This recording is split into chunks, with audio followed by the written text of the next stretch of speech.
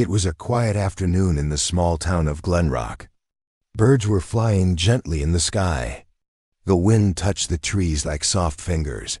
Everything seemed normal. But today, something strange was about to happen, something that would change the world forever. Mira, a 12-year-old girl with short black hair and sharp brown eyes, stood in her backyard. It was her birthday. She wore a blue party hat and held a half-eaten chocolate cupcake. Her friends ran around playing tag while her mother brought out more drinks and snacks. Balloons hung from the fence and happy music played from a small speaker, but Mira was not smiling. She looked up at the sky. There was something odd, something she couldn't explain. A small silver line moved across the clouds. It wasn't a plane. It wasn't a bird. It was like the sky itself was being scratched by a giant nail. "Hey, Myra," her friend shouted. "Come play." But she didn't answer. Her eyes were locked on that silver line, which was now spreading slowly, like a crack on glass. Then it stopped. For a moment, everything went silent. No wind, no birds, no sound. And then boom! A loud noise burst from above. It shook the ground. Plates fell from the table. Balloons popped. Children screamed. Parents ran to grab them. Everyone looked up. The sky had torn open. A glowing red rift now stretched across the clouds. It was not fire. It was not light. It was something else. Something unnatural. The music stopped. The speaker had fried. Phones stopped working. One by one, people realized that something serious was happening. Myra's father, Dr. Rayan, rushed outside. He was a scientist who worked at the Glenrock Space Observatory. A calm man, always serious, but now his face was pale. He stared at the sky. "No," he whispered. "It's happening." Mira ran to him. "Dad, what is that?" "Is it a storm?" He didn't answer. He just grabbed her hand and pulled her toward the house. Inside, now. Inside the living room, the TV showed emergency news. A reporter shouted, "Breaking news! A strange object believed to be from space has appeared over several cities. Governments are advising people to stay indoors." But the reporter's face froze. The screen flickered and went black. Mira's mom locked the doors. "What's going on, Rayan?" Dr. Rayan turned to her. "I don't know yet. But I have to go to the observatory. It's an emergency protocol. You can't leave now. Look outside." "I have to," he said, eyes full of worry. "This isn't natural. We've been picking up strange signals for months. This may be what we feared." He looked at Mira. "Stay inside. Keep the lights off. Don't answer the door. And no matter what happens, stay together." He hugged them and ran out. Meanwhile, around the world, the same thing was happening. In New York, the sky burned red. People screamed and ran through the streets. Over Tokyo, giant floating shapes appeared, silent and still. In London, power went out completely. Darkness fell across cities like a thick blanket. At the Glenrock Observatory, scientists crowded around screens. One of them shouted, "Sir, we're receiving a signal. It's not from Earth." Dr. Rayan leaned in. On the screen, a series of strange symbols moved across like waves. It wasn't any language they knew. But the rhythm, the pattern felt like a message. "Try translating it," he ordered. "We've tried. It's not in any known database." A younger scientist turned to them. "Sir, it's not just a signal. It's a countdown." Everyone froze. Countdown to what?" Dr. Rayan asked. "I don't know. But it ends in 4 hours." Back in the house, Mira sat by the window. Her cupcake had melted in her hand. The party was forgotten. Her mom tried to stay calm, but her hands were shaking. Suddenly, a strange humming sound filled the room. Low, deep, like a horn from the sky. Mira's ears hurt. The walls vibrated. The light bulbs flickered and burst. They covered their ears. The sound stopped. Outside, The red crack in the sky began to pulse thump like a heartbeat. And then, from that crack, something began to emerge. First, it looked like a shadow. Then it formed into a shape massive, dark, and floating.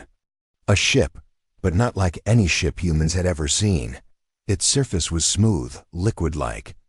Lights moved across it like veins. It had no engines, no wings. It simply hovered in the air, impossible and silent. People across the town stood frozen, looking up in fear and awe. And then they came. Small objects fell from the ship. They looked like metal eggs. They dropped into fields, forests, roads softly. Silently, no explosion. No sound. Then the eggs opened. Inside were tall, thin beings with glowing white eyes. They had long arms, and their skin shimmered like mirrors. Their faces had no mouths, only eyes. Cold, distant eyes. They looked around. Then they walked Dot in Glenrock. One of these beings walked past Mira's house. Mira and her mother hid behind the couch, peeking through the curtain. Dot. It didn't break doors.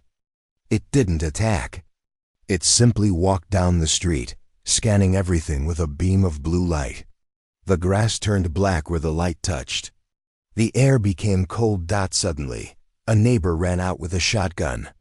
"Get away from my house!" He shouted. He fired once. The blast hit the creature in the chest, but nothing happened. The being turned its head slowly, looked at him, and then, with a blink, the man vanished. Just disappeared. Not even dust remained. Mira gasped. Her mom whispered, "Don't move. Don't make a sound."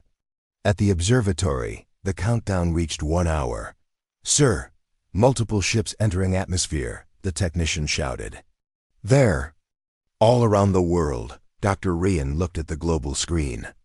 Dots appeared over every major city. "They're not just invading," he said quietly. "They're surrounding us." Another alert popped up. "Signal changing. Sir, it's a voice now." They played it on the speaker. It was deep, cold, not human. "Earth, your time has ended. You were watched. You were measured. You are unfit. This planet belongs to the Krillin. Stand down, obey, or be erased." Everyone in the room stared in silence. Mira and her mom were still hiding. Hours passed. Outside, the beings scanned the streets. Some people ran, some were taken. But most just hid. Finally the sky grew dark, night came. But the red crack still glowed, like a wound in the heavens. Suddenly, Mira's phone buzzed. Just once. She checked it. It was a text from her. "Father, still alive, going deeper. This is not just an invasion. There's more. Tell Mira. She's special. She's part of this." That was all. Mira stared at the message. "I'm part of this?" She whispered. Her mother didn't understand. "What does that mean?" Myra's hand trembled. Her eyes filled with tears. He said, "I'm special, that I'm part of this. But how?" Before her mother could answer, they heard something outside, a sound like metal bending, and footsteps. But not just one. Many. Coming toward the house. Hook. First 5 to 7 minutes. Touch it. And die. In an empty field just outside Berlin, a strange silver pod lay cracked open in the grass. It had landed during the night silent, glowing with blue veins. It didn't explode. It just appeared. A small military team stood around it, guns pointed. Breaths held. Captain Jonas Krieg, a hardened German officer, motioned his team forward. "Careful," he whispered. "Don't touch anything." One soldier, Private Lenz, looked inside the pod. "Sir, there's something glowing inside. A crystal. It's floating." "Don't touch it," Jonas said again. "We wait for science." "Team, but curiosity is deadly." Private Lenz stepped forward, reached inside, and touched the crystal. In half a second, his entire body turned to ash. No scream, no pain. Just dust. His helmet fell empty. The others backed away in horror. Captain. Jonas turned on his radio. This is Echo 9. We have contact, and we have a death. Main story begins while Myra and her mother hid inside their house in Glenrock. Strange events like this were happening all over the world. The alien pods were not attacking directly, but they were watching, scanning, learning. In India, a family found a pod floating in their farm. It didn't hurt anyone. It simply opened and projected images of Earth, oceans, mountains, cities, all from above. In Brazil, a boy touched a hovering orb and began speaking in a strange language, then collapsed. The world was being mapped by the Krillin alien beings, unlike anything Earth had faced. They weren't just invading. They were preparing to replace us. Scene shift. Dr. Rayan at the underground observatory, the Deep Arc. Deep underground. Inside a hidden base called the Deep Arc, Dr. Rayan was now working with other scientists, decoding alien signals. One of the technicians called out, "Sir, we've intercepted a new signal. It's not just noise, it's a message." Rayan rushed to the screen. Symbols moved across it like waves. He asked, "Can we translate?" A young linguist replied, "Sir, it's not a language we know. But there's a pattern. Look." She pointed to the waveform. It pulsed like a heartbeat. Every 33 seconds, the same symbol repeats. It could be a countdown or a code. Rayan stared at it. His gut said something else. "No, this isn't a message for us." "Then, who is it for?" Rayan answered, voice low, "It's for them." Scene. First official contact. Live broadcast later that day. The world's remaining leaders set up a global broadcast. In a sealed room somewhere in Geneva, they attempted something unthinkable, talking to the invaders. 3 alien beings were brought in. They didn't walk. They floated just above the ground. Tall, thin, faces glowing white. No mouths, only pulsing. Light where their foreheads should be. The UN general spoke slowly. "We are not here to fight. We are ready to talk. We offer peace." The room went silent. One alien raised its hand. A symbol flashed in the air. Then it spoke not with sound, but with thought. A psychic voice echoed in every person's mind watching the broadcast. "Peace is not yours to offer. You are temporary. You consume. You waste. You were given time. Time is over." Everyone froze. Then, without warning, the alien pulsed bright, and every human in the room collapsed dead, eyes wide open, no wounds, no blood. Just silence. The world saw it all on Lev TV. And then, the screen went black. Back to Glenrock, Mira's secret back in her home. Mira sat holding her father's message. "Tell Mira. She's special. She's part of this." She didn't know what it meant, but something strange was happening to her. Every time the alien ships made noise, she didn't feel fear. She felt something else. Understanding. Like she could hear something hidden beneath the sound. Like the alien signals were speaking to her, not just to machines. She picked up her tablet. It was dead, but as she held it, the screen flickered. Blue light danced across it. A strange symbol appeared. Her mom gasped, "What did you do?" Mira looked confused.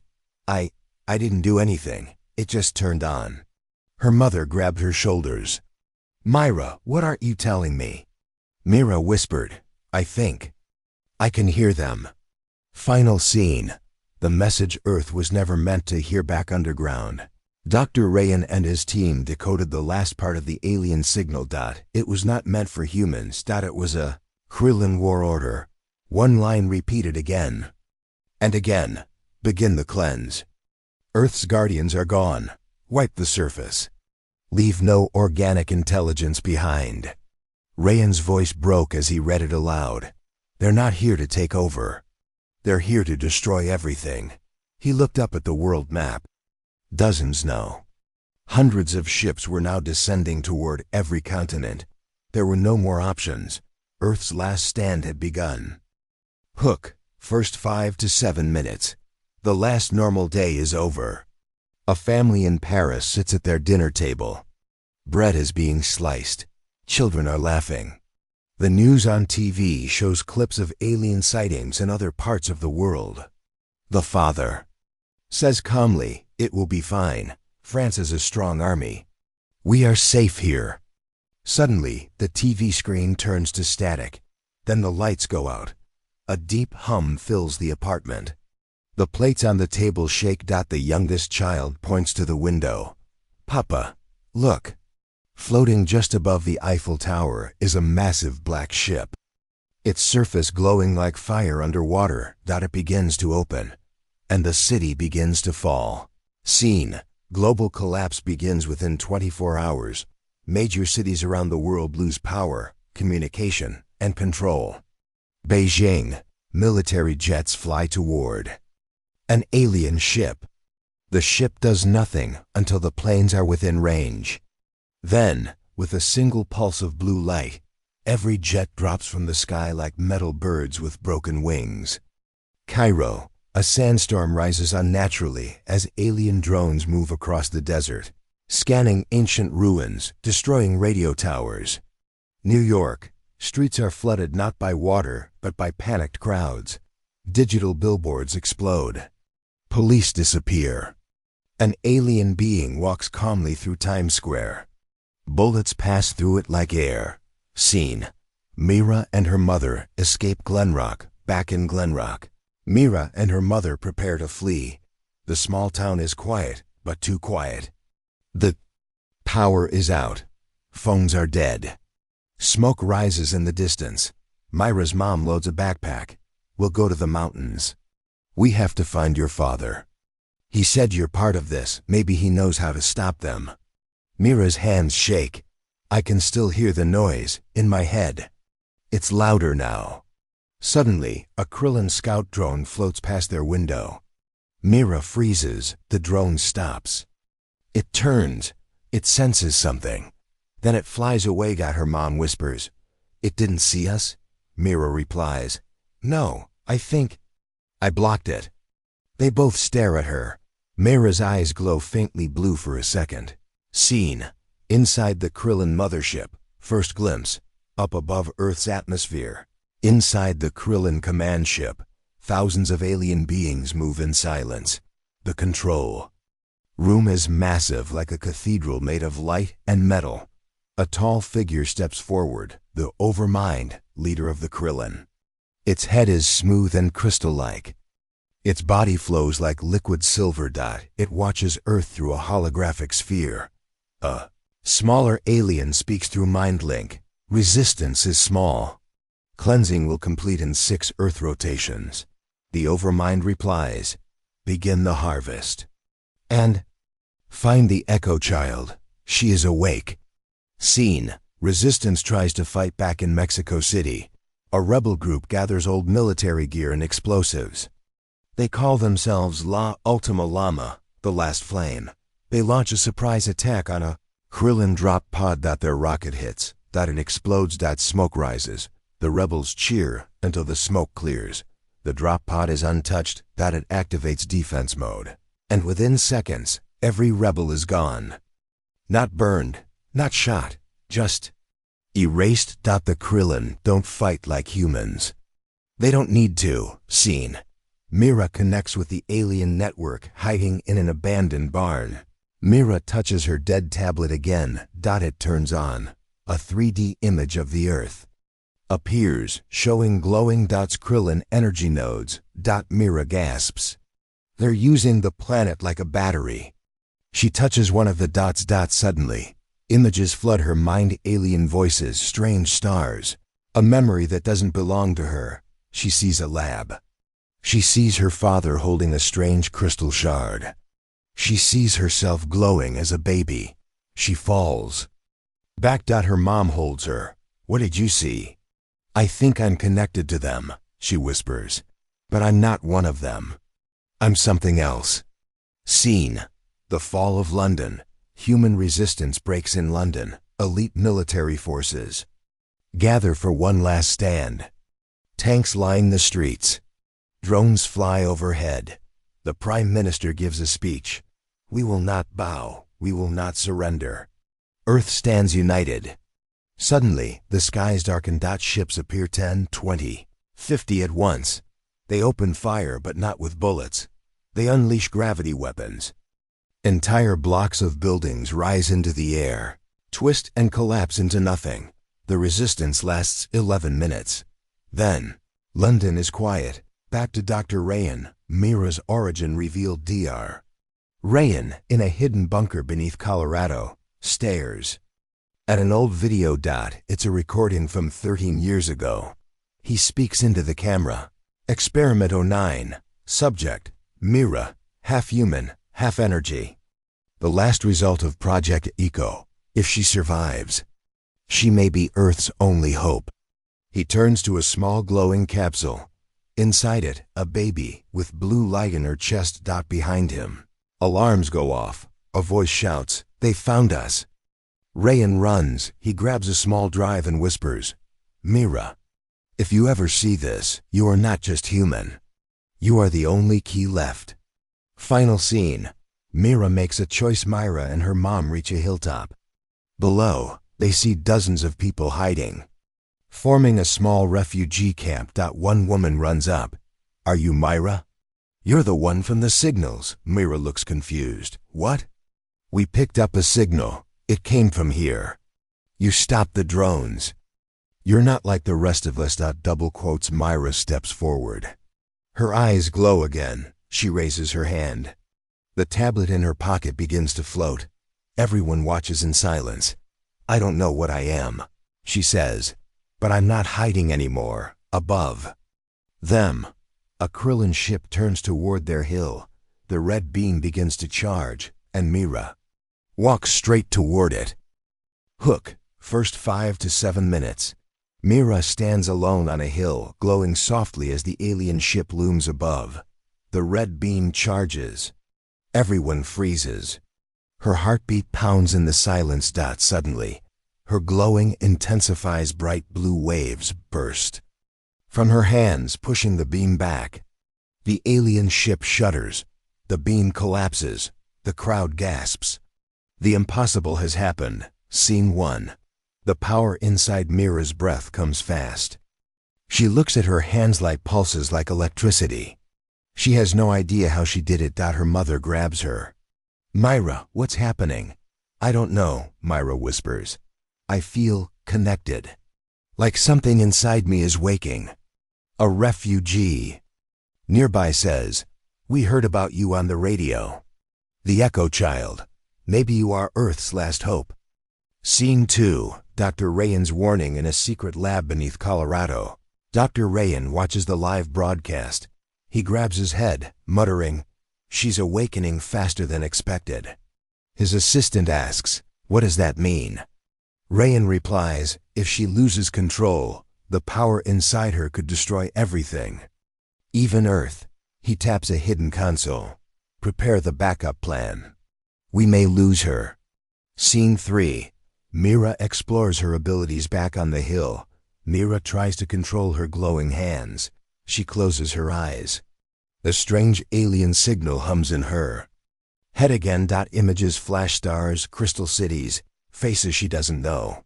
Suddenly, she reaches out, and the tablet in her pocket floats up. She directs it to the sky. The tablet projects a hologram, a map of the galaxy, marked with blinking red dots. She gasps. This is where they come from." Scene 4. Alien hunt begins. The Krillin Overmind watches from its ship. They have found the Echo Child. "Send the hunters." Suddenly, dozens of alien scout ships launch toward Earth. On Earth, Mira's glowing gives off a signal, a beacon the hunters can track. Her mother pulls her away. "We have to move, now." Scene 5. Refugee camp attack. The hunters arrive at the hill. They descend silently. Myra and the refugees prepare, but Myra's power is growing fast. She pushes energy out, stopping a hunter in midair. Her glowing spreads like wildfire. The refugees rally behind her. Scene 6. A secret revealed. That night, Mira dreams of her father. He speaks softly. "Mira, You are part of a project meant to save us. Or end us. She wakes to find a small crystal shard glowing next to her. She holds it tightly. The shard pulses with light, and she hears her father's voice again. In her mind, find the deep arc. There's a secret there. It's your key. Final scene. A new journey begins. Mira looks at the rising sun. The world is burning, but inside her burns hope that she turns to the refugees. I don't know what I am yet, but I will fight. The screen fades to black as alien ships darken the horizon. Scene 1. Morning after the attack, the sky above Glenrock was still dark from smoke. Alien hunter ships had disappeared, but the air smelled like burning metal. Broken trees, destroyed houses, and strange blue markings covered the hills. The refugee camp sat quietly. Survivors moved carefully, scared the aliens might return. Mira sat near a fire, holding the glowing crystal her father had hidden for her. She kept hearing his voice in her mind. Find the deep arc, it holds the truth. She didn't know where it was, but the crystal gave her strange visions when she touched it. She saw snowy mountains, underground tunnels, metal doors with blue symbols. A place hidden deep beneath the earth. Her mother came and handed her a small backpack. You're really going? She asked. Mira nodded. If the deep arc has answers, I have to find it. Maybe it can stop all this. Her mother hugged her tightly. Then I'm coming with you. Scene 2. Journey begins. They found an old van nearby, its tires flat, but the engine still worked after Mira touched it. It started with a soft hum, glowing slightly.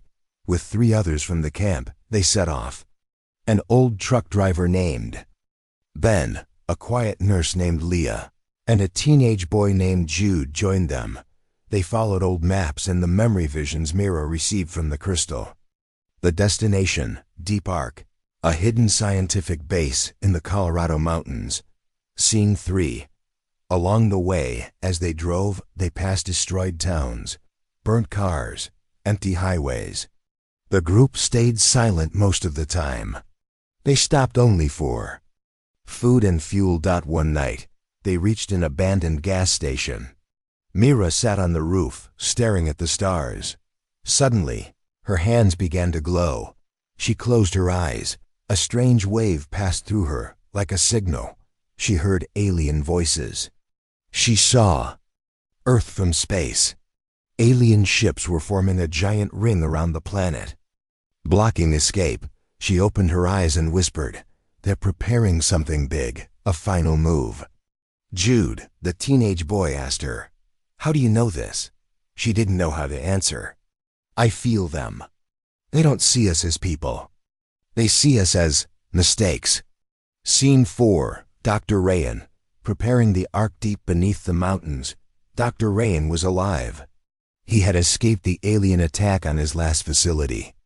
Now, he worked with a small group of scientists inside Deep Arc, an ancient lab built to survive a planetary crisis. Screens flickered in the dark. Energy levels were low. Supplies were dropping. But hope still burned. Rayan stared at a glowing screen. Mira is coming. She has to reach here before the Overmind does. His assistant Lena asked, "What if she doesn't survive the journey?" Rayan looked serious. "Then Earth has no future." Scene 5. The ambush. As Myra's group entered the Colorado border, a dark ship appeared in the sky, silent and fast. "We're being tracked," Mira said. "They found me." Ben pushed the van to full speed. "Hold on." The ship dropped a small drone. It flew beside the van like a shadow. Suddenly, dash, boom. The road exploded. The van flipped and crashed into a ditch. Everyone inside groaned. Smoke filled the air. Mira crawled out, bleeding. The drone hovered above them, aiming a blue light. Jude pulled out a stolen rifle and shot useless. Then Mira stood up. Her eyes turned bright blue. She raised her hand and a wave of energy exploded from her chest. The drone froze in midair, then shattered like glass. Everyone stared at her. What are you?" Leah whispered. "I'm still learning," Mira said. Scene 6. Climbing the mountain. The group continued on foot. Injured, tired, but alive. As they climbed the mountain where Myra believed the deep ark was hidden, snow began to fall. The air grew cold. Her visions became clearer. She saw doors hidden in stone. She heard her father's voice again. Deep ark was built to hide knowledge, not weapons. You'll need both. After hours of walking, they reached a flat cliff. Myra stepped forward. She placed the crystal into a small crack in the rock. The rock shifted. Blue lights formed in a circle. A large door slid open, revealing a staircase. Going deep underground. Scene 7. Inside deep ark. Inside, lights flickered on as Myra stepped forward. The walls were metallic but covered in glowing alien-like lines. Dr. Rayan and his team rushed forward. You made it, he whispered. Myra froze. You're Dr. Rayan. My father trusted you. Rayan nodded. And I've been waiting for you. They hugged quickly. Then, Rayan led her to the main chamber. Everything is stored here, your past, your origin, and your purpose. He showed her a pod. Inside was another crystal, bigger, brighter. This is the core shard. It can power deep ark, connect to the alien network, and send a signal across the stars. Scene 8. Myra's origin revealed. Rain showed her video. It was from 13 years ago. Her father, a scientist, spoke to the camera. We found something in deep space. A living energy form. We merged it with human DNA to create the Echo Project. Only one subject survived. A girl, half human, half energy. A bridge between worlds. Myra watched in silence. Tears filled her eyes. Rayan turned to her. You are not a weapon. You are a translator, a link. But now you are becoming something even more powerful. Scene 9. The signal. Using the new shard, Myra stepped into a circular platform. It glowed beneath her feet. Rayan said, you can now reach into their network, send a message. But be careful, they might answer. Myra closed her eyes. Hands floated upward. Blue light poured from her body. In her mind, she reached out. Farther, beyond Earth. Into the alien web of communication. She saw cities of light, fleets of ships, and deep in the core mind, the overmind. It sensed her. You are the Echo Child, it spoke. You do not belong. Myra replied calmly. This world does. She sent a pulse. Information, emotion, history of Earth, music, laughter, struggle, love, a signal of humanity. The overmind paused. This does not change your fate. It cut the connection. Myra collapsed weak. Rayan helped her up. Did it work? I don't know, she whispered. But I think I made it hesitate. Final scene. The Krillin moved back on the mothership. The overmind floated above a giant display. A new command flashed. Final cleanse. Begin in 72 hours. Ships moved into formation. Energy gathered. A countdown started. Scene 1. Countdown begins far above Earth. Inside the giant alien mothership, the overmind floated silently. Its glowing body pulsed with deep red light. Across its glass wall, thousands of screens flickered with real-time footage of Earth. On one screen, Myra stood inside the deep ark, weak but alive. A cold voice echoed through the ship. Begin final cleanse. Time remaining, 72 hours. Alien ships began to move into position.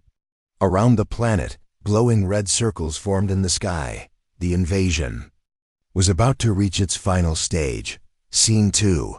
Myra's recovery. Inside deep ark, Myra lay in a glass chamber. Her body shook as energy ran through her veins.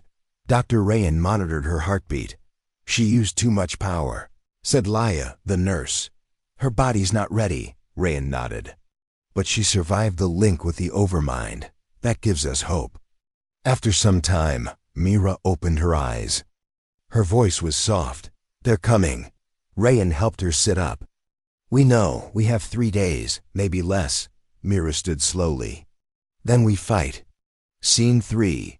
Planning the resistance in the command room. Old maps lit up. Red dots marked enemy ship positions. Blue lines showed resistance bases. Rayan looked at the team: Myra, Jude, Laya, Ben, and 2 new scientists. "We have one shot," he said. "If we don't stop the main invasion corps, they'll wipe out every city." He pointed to a glowing alien structure in the sky.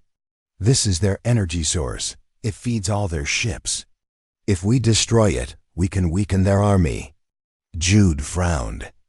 "And how do we do that? We don't have alien weapons." Rayan looked at Mira. "We do now." Scene 4. Training Mira. Over the next 2 days, Mira trained inside the Ark's energy chamber. The crystal shards helped her focus. She learned how to send pulses of energy, create shields, and fly short distances.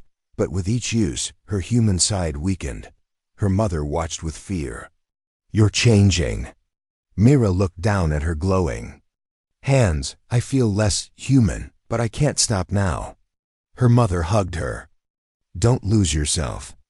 Scene 5.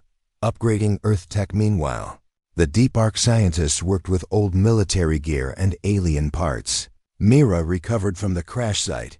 They built new weapons, plasma rifles powered by crystal cores, shield drones that could block alien lasers, jet suits with short flight abilities. Jude and Ben tested the gear. "This feels like a video game," Jude joked. Ben smiled. "Let's just hope it has a good ending." Scene 6. The message to Earth. Myra stood in front of a camera. Her message was broadcast across the world using the Ark's satellite signal. "This is Mira. The aliens plan to end us in 72 hours, but we're not done yet.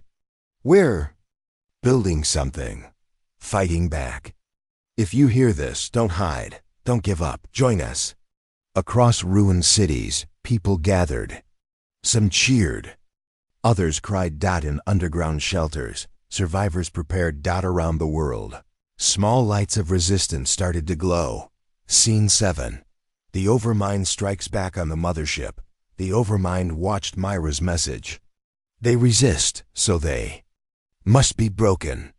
It sent a signal. On Earth, alien scouts received new orders. In the sky, small black pods fell like rain harvesters.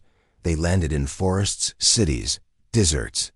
They absorbed energy, poisoned air, and melted buildings. One landed near Deep Ark. The ground shook. Scene 8.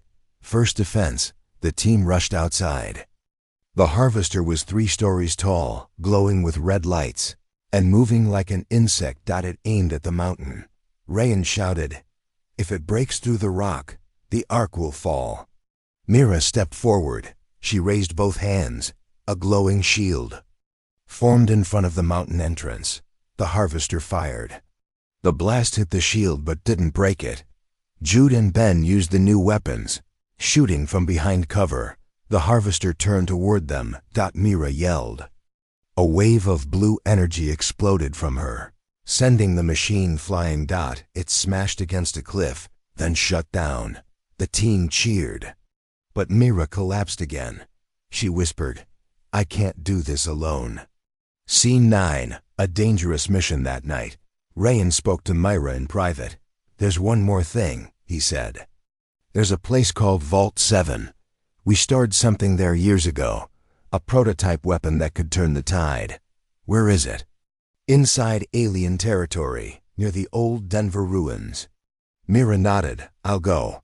Her mother tried to stop her. "It's too dangerous." But Mira placed the crystal necklace around her neck. "It's the only way." Jude and Ben volunteered to join her. Leah packed a medkit. "If you get hurt, I'll be ready." Scene 10. Into Denver ruins. The journey to Vault 7 was hard. The city of Denver was nothing but black towers, fire, and alien creatures, flying. Drones scanned the skies. The team moved slowly, hiding inside buildings and under rubble. Finally, they reached an old underground tunnel. At the end was a steel door marked Vault 7. Mira placed her hand on the scanner. It opened with a click. Inside, was darkness. Then lights flickered on. A long hallway led to a round chamber. At the center floated a black cube. Scene 11. The prototype weapon. Rayan had called it Echo Core, a weapon designed to link with Myra's energy and fire a blast strong enough to destroy alien tech. But as Mira approached it, the cube shook. An alien drone dropped from the ceiling, followed by 3 more. "They found us," Jude shouted. Ben opened fire. Mira reached for the cube. The moment she touched it, her body lit up like a star. Energy poured through her, and she floated in the air. She turned to the drones and with one wave vaporized them. Everyone froze in. Silence, I think. "It works," she whispered. Scene 12. Return to Deep Arc. They rushed back to Deep Arc. Time was running out. The countdown showed 14 hours remaining. Mira placed the Echo Core on the main platform. Rayan connected it to the control system. "If we time it right," he said, "we can fire it directly at the alien core above Earth." "But what happens to Mira?" her mother asked. Rayan looked away. "It could destroy her. The energy might be too much."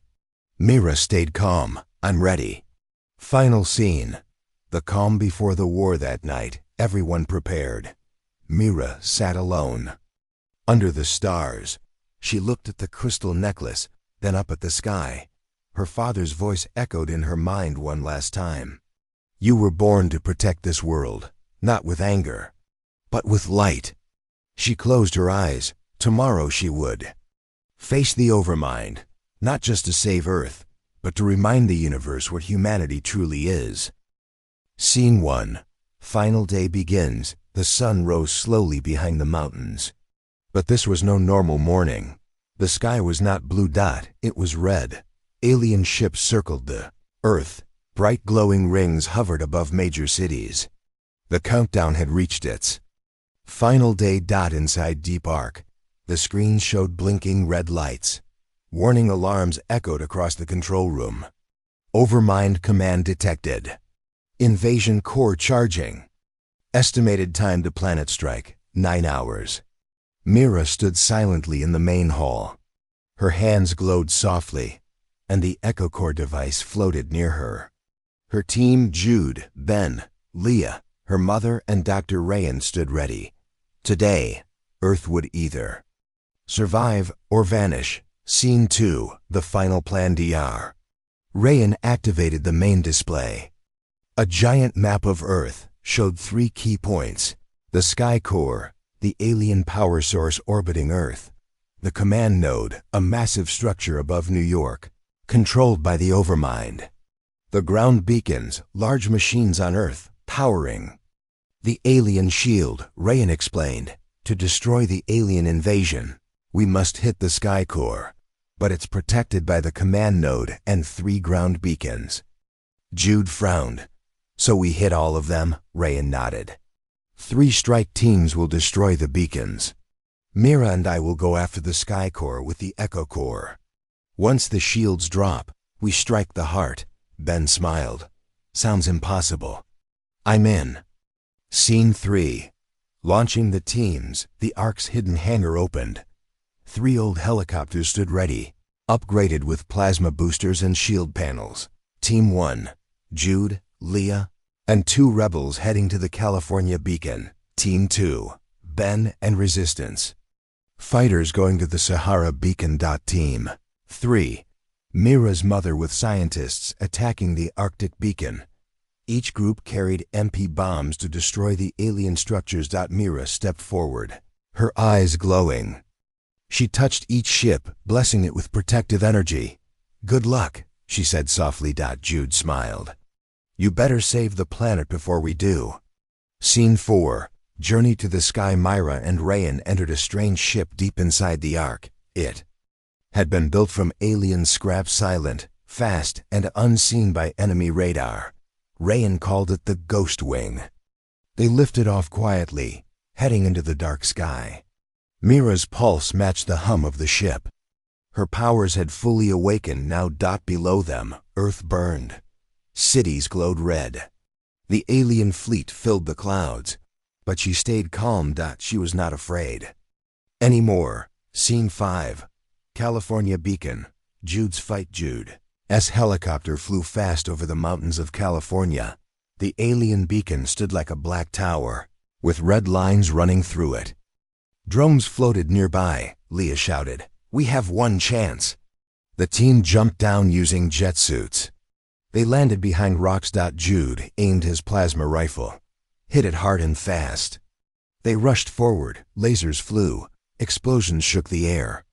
The beacon fired a shockwave, knocking 2 fighters back. Leah planted the EMP device at the base. 30 seconds. Jude held the line. His suit glowed from Myra's energy, deflecting most hits. Boom!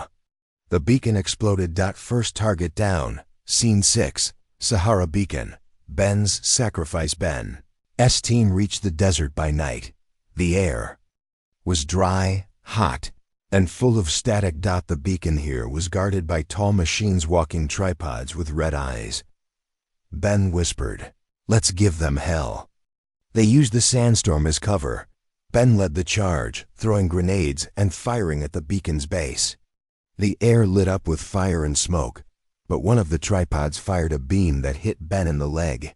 He fell but crawled forward. With shaking hands, he pressed the EMP against the core. A bright flash. The beacon shattered. Ben smiled before closing his eyes. Scene 7. Arctic Beacon. The mother's mission. Myra's mother and her team landed in the ice fields. Freezing wind cut through their suits. The beacon stood on a cliff, pulsing with energy. Drones circled above. The team moved slowly, planting the EMP under the snow. Suddenly, the drones noticed them. A battle began. Ice cracked. Laser fire echoed. Myra's mother covered the scientist. "Planting the bomb. Do it now," she shouted. A sharp flash. The beacon fell. 3 beacons destroyed. The alien shield around the Sky Core started to flicker. Scene 8. Sky Core. The final path. Myra and Rayan reached the Sky Core. It looked like a massive dark flower, floating in orbit, with glowing blue veins and spinning arms. Dozens of ships circled it like bees. Rayan stared. "It's beautiful and deadly." The Echo Core device floated in front of Myra. She focused, connecting her energy with it. Rayan guided the ship toward the central chamber. Alarms went off. Alien fighters turned toward them. "Now or never," he yelled. Myra opened the hatch and jumped into space. She floated, surrounded by stars. The Echo Core followed her, glowing with bright light. Scene 9. Overmind appears. Suddenly, the stars around her shifted. A giant shape formed from light and shadow. The Overmind. It spoke inside her head. "You carry stolen power. You are not real." Myra floated calmly. "I carry hope. I am more real than you will ever be." The Overmind raised its energy, but Myra had already begun. She aimed the Echo Core at the Sky Core. A beam of light exploded. From her hands, blue and pure. Alien ships rushed to stop her, but her shield held strong. The Sky Core shook. Scene 10. Earth's last stand on Earth. People looked up. The sky turned white. The alien rings began to crack. Explosions spread across the upper atmosphere. The invasion was falling apart. Jude shouted from the chopper, "She did it!" In the desert, Ben's team cheered through tears. In the Arctic, Myra's mother whispered, "Come back safe." Final scene. Light versus darkness. Myra floated inside the Sky Core. The Overmind attacked one last time, sending a black wave of energy. But Myra stood her ground. She opened her arms. The Echo Core reached full charge. She released all the energy at once. Blast brighter than a sun. Everything went silent. Ensign Rayan's ship returned to Earth. He stood outside Deep Ark with Myra's mother and the others. They looked up at the sky. The alien fleet was gone. The Overmind destroyed, but Myra had not returned. Scene 1. After the blast, the world was quiet. No alien ships in the sky. No more glowing red clouds. For the first time in many years, Earth saw a clear blue morning. People walked out from underground shelters. Cities were broken, but life remained. Fires had stopped. The ground was still warm from the energy wave that had saved them. But inside Deep Arc, a different silence filled the room. Mayra was gone. Rayan stood next to the broken echo core. She gave everything. Jude looked up at the sky. She was the spark, the last light in the dark. Scene 2. Earth begins to heal over the next few weeks. Survivors started working together. People from all nations rebuilt streets, shared food, and fixed radios. Cities that once fought now helped each other. In South Africa, a rebel base turned into a community center. In Japan, people lit paper lanterns every night, thanking Mira in silence. In New York, a giant painting of Mira appeared on a broken wall. Below it were the words, "She chose Earth." Mira's name became a symbol, not just of war, but of unity. Scene 3. Rayan's secret project Deep Arc stayed active. Rayan was always busy. He had a secret dot in a hidden lab. Behind a thick steel door was a glowing chamber. Inside, a small crystal floated in the air. The crystal pulsed softly. With Mira's energy, Rayan had recovered it from the remains of the sky core. "She's not gone," he whispered. "She became light." He called the project Eco-1. His goal, to bring her back. But how? Scene 4. The signal from space. 30 days after the final blast, a strange signal reached Earth. It came from deep space far beyond the solar system. No human satellite had ever gone that far. Leah decoded the message. Her eyes widened. "It's Mira." Jude rushed to her. "What? How?" The message was short. Simple, broken, but it was clear. Alive, not human stars. Watching, Rayan stared at the screen. She survived. In another form. Everyone looked at the stars with new hope. Scene 5. The memory shipbrain called a meeting. "We may never get her back," he said, "but we can send something to her." They began building a memory ship, a small craft made from alien tech and human parts. Inside they stored videos of Earth messages from people, a necklace from her mother, and a new crystal from the Echo Core. "This will carry our story," Rayan said. "So Myra knows we remember." Children painted stars on the ship's shell. One girl wrote, "Thank you for saving my Gaddy." Scene 6. Launch day. On a quiet night, the memory ship launched from Deep Arc's mountaintop base. Hundreds of people watched it rise. No noise, just glowing light as it shot into space. Jude whispered, "Find her." Her mother wiped a tear. "She's watching." The ship moved past the moon, past Mars, past the edge of human reach, carrying Earth's message through the stars. Scene 7. Myra's new world far beyond Earth. Somewhere between galaxies, a soft light floated in endless space. It was Mira. Her body no longer human, but her thoughts still her own. She could feel everything: stars, planets, energy, time itself. She was part of the universe now. At first, it scared her, but slowly she understood. "I am not alone." Other lights appeared around her, beings of energy. Some old, some young, some were once alive like her. They spoke without words. "You carry Earth inside you." She remembered her mother's hug, Jude's jokes, Rayan's voice, and Ben's last smile. Tears of light fell from her eyes. "I carry Earth. I carry love." Scene 8. The choice. The other beings gave her a choice. "You can stay here, or return." "If I return, I lose this power?" "Yes, you will be human again." "Will they need me?" "Always." Mira closed her eyes. Scene 9. A star falls back on Earth. Many months passed. One night, children saw something in the sky. A bright blue star fell toward the ocean. People ran outside to see. The news spread. Strange object lands near Pacific Ridge. Rayan and Jude flew there in a small ship. They found a crater glowing with soft light. In the center, A girl, wearing a crystal necklace. Breathing. Alive. Myra had returned. Scene 10. The new beginning, back at Deep Arc. Myra slowly opened her eyes. She was weak but smiling. Rayan checked her pulse. Human again.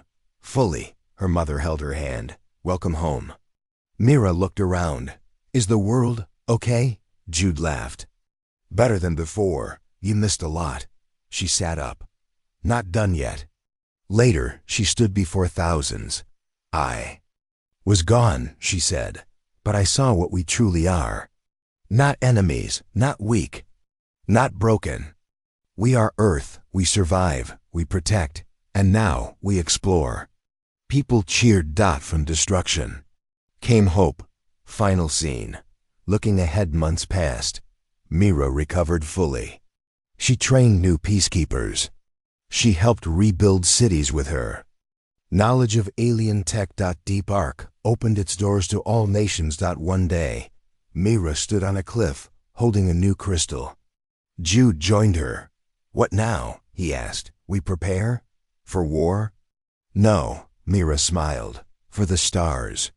In the sky, humans launched their first starship. The invasion was over, but a new journey was just beginning.